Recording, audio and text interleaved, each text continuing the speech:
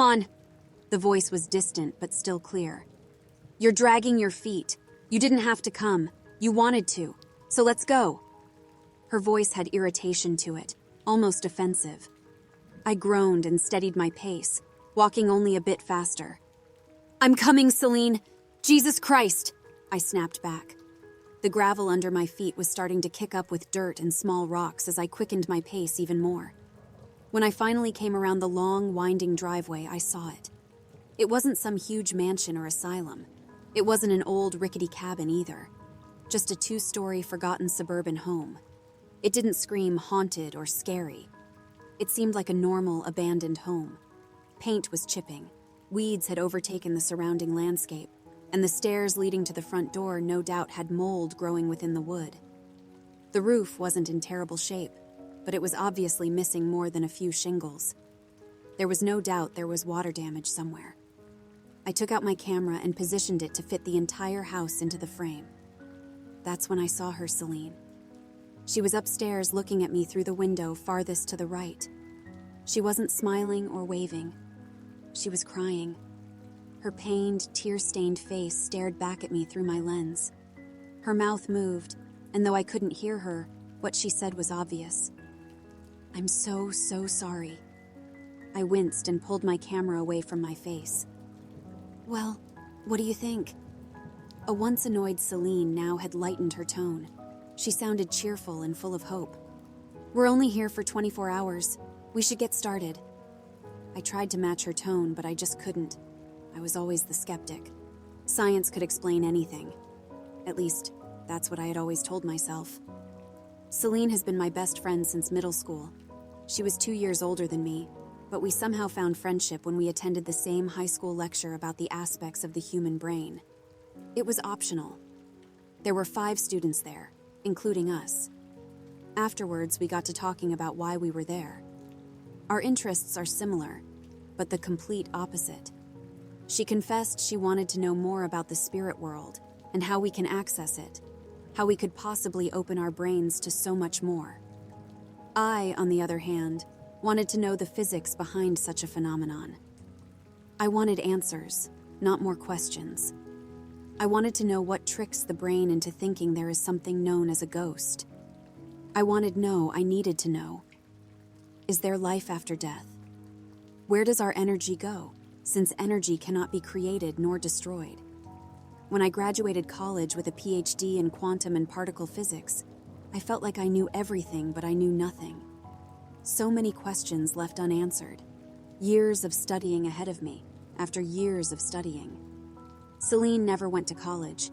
She worked at an old office firm and found peace in the normal repetition the job had to offer. She always maintained a childlike wonder. I hated that about her as much as I envied it.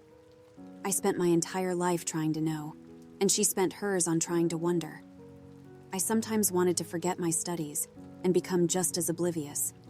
It was too late for that now, and I knew that. Yet that's how I ended up at this stupid fucking house. About a week ago, Seline had called me to tell me about some old house that had some wacky, unbelievable ghost story attached to it. This was normal for her, and while I usually debunk the details in my head, one thing she said stuck out. You know, objects moving. Apparitions appear then suddenly disappear, the usual. In 1947, it was said that an entire family just vanished. Then in 2002, same deal. Except this time, it was just a couple of kids. There's something in there that keeps you and won't spit you out, like a piece of gum being chewed on by a stubborn soldier. I cut her off. Seline, you know it's not possible to just disappear.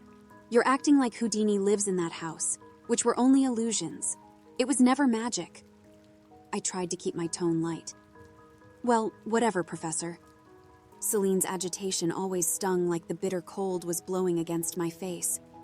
I'm going. I know you don't have work, so I thought, it doesn't matter. If you don't come, I'm going alone. Her words again stung my skin like a swarm of bees. I'm used to her going on the escapades in her free time, but she always went with like-minded people. I'd get the summary version whenever she got back. She'd never gone anywhere alone. Just the thought of it made me recoil. Seline, I said calmly. I just... You know I don't believe in this stuff. Exactly why you should come. Even if all you do is rain on my parade, maybe you can get some of those answers you look for in every corner of the universe. I could tell she was smiling, even through the phone. God damn it, Seline. Why? Why did you have to say that? Fine. Yeah, I'll go, okay? Only because I can't stand the thought of you there alone. I basically said through a tense, clenched jaw. Perfect. You won't regret this, Beth. I promise you won't. I'll pick you up Friday. We'll settle in and drive to the house from the hotel on Saturday. It'll be our own little investigation. She was now beaming with excitement. Oops, she said. I mean Dr. Bethany Jevson. Her voice snarky. I smiled. See you Friday. I love you. She said it back and hung up the phone. Friday came faster than I wanted it to. She came perfectly on time, bags already loaded. She was so eager to get going, I didn't even have time to help load my own things into her 2015 Subaru Forester. She did it in record timing. Honestly, a little impressed, I smiled. Let me go grab my camera. You're actually bringing that with you? Seline asked, surprised. Duh.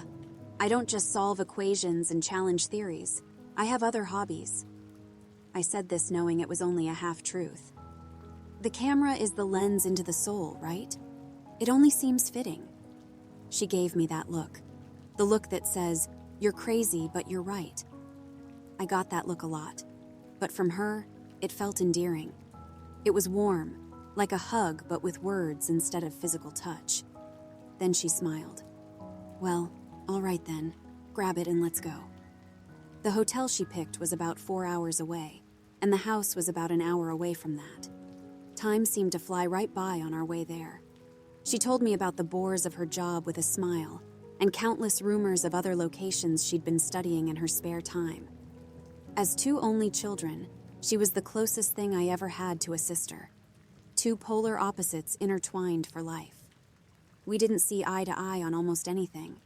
She loved and accepted me, though, and I did the same for her. We made jokes, listened to music, and before I knew it, we were unloading our luggage up to our shared room. We ordered room service and reminisced on stupid high school memories. After some time watching an old 80s movie, we were fast asleep. Morning rolled around fast. It felt right in the moment, but as I sit here writing this, it feels like the whole thing was put in fast forward.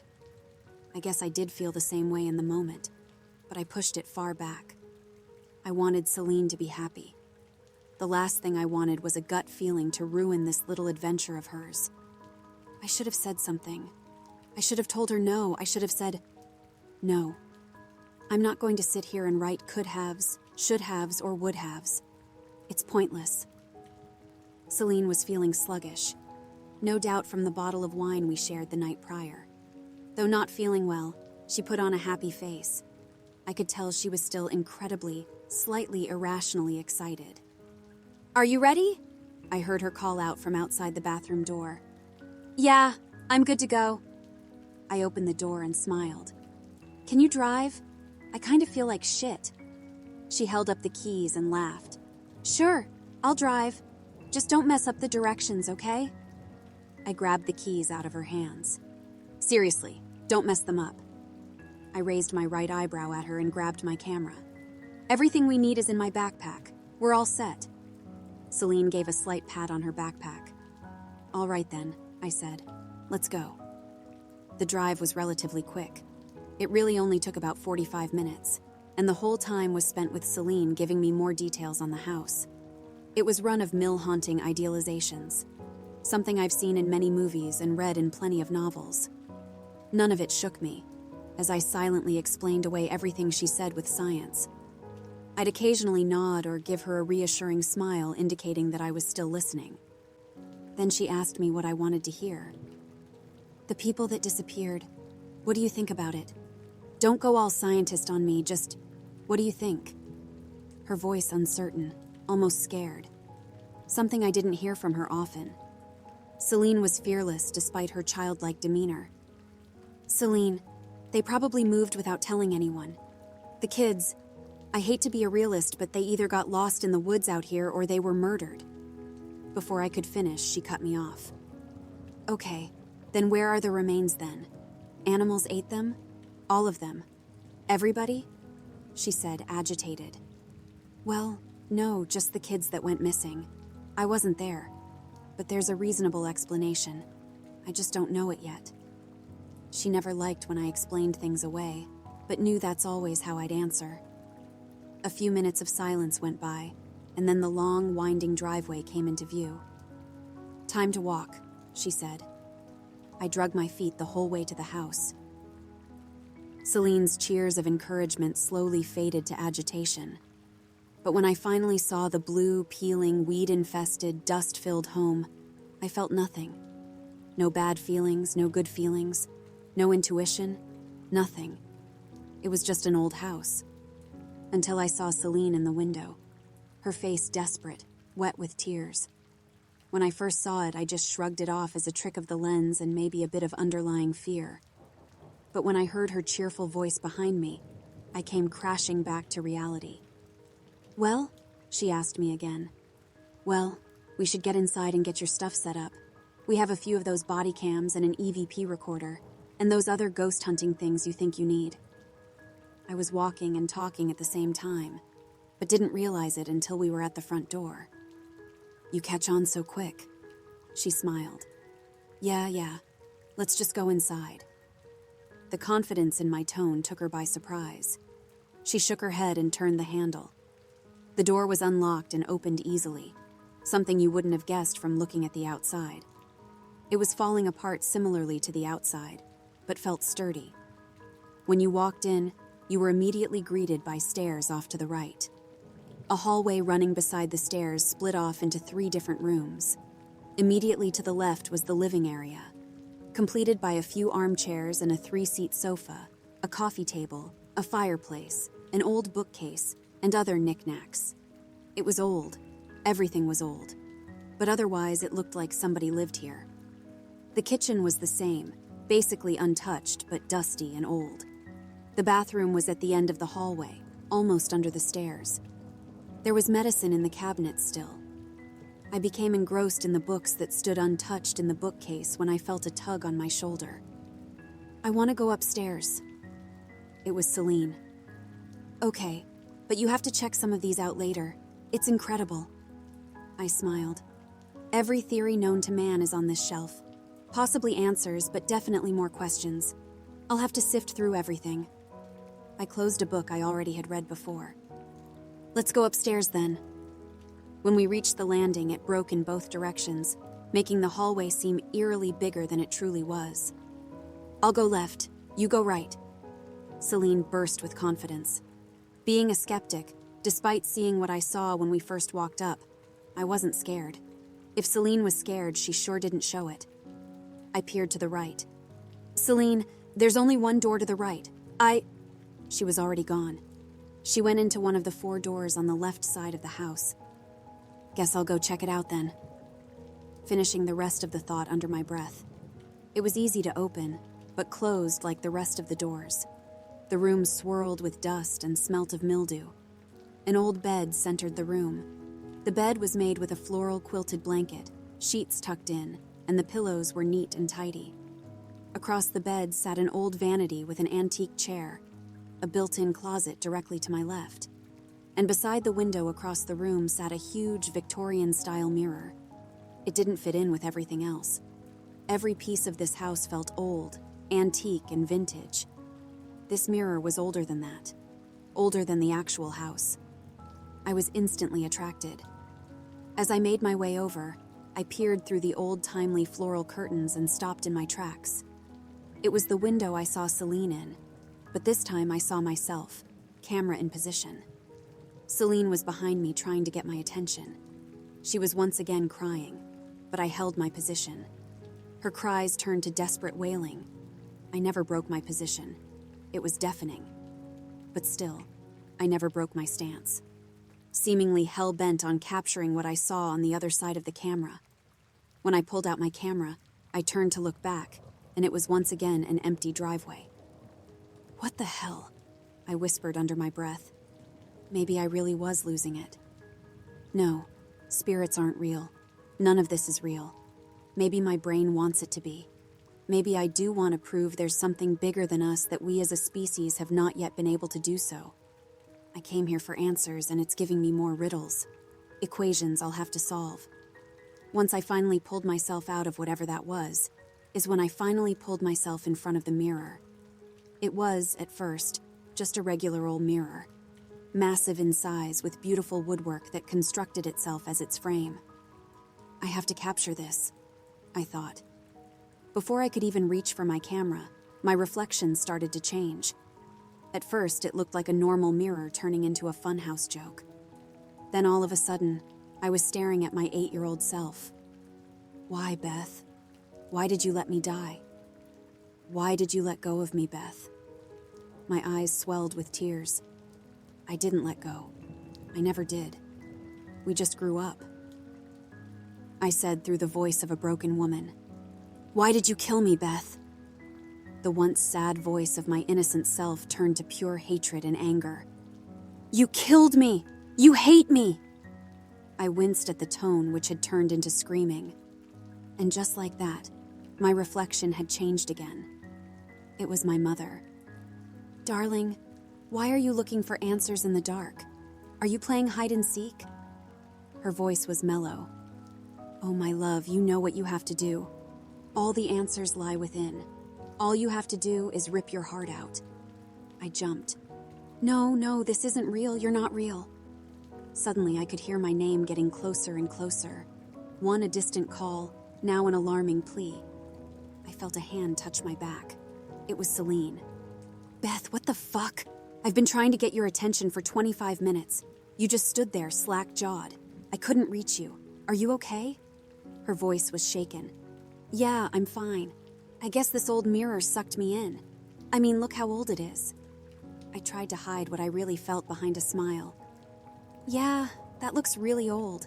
It's actually kind of cool, she said, still concerned. We should move on. Did you find anything interesting? I said as confident as I could.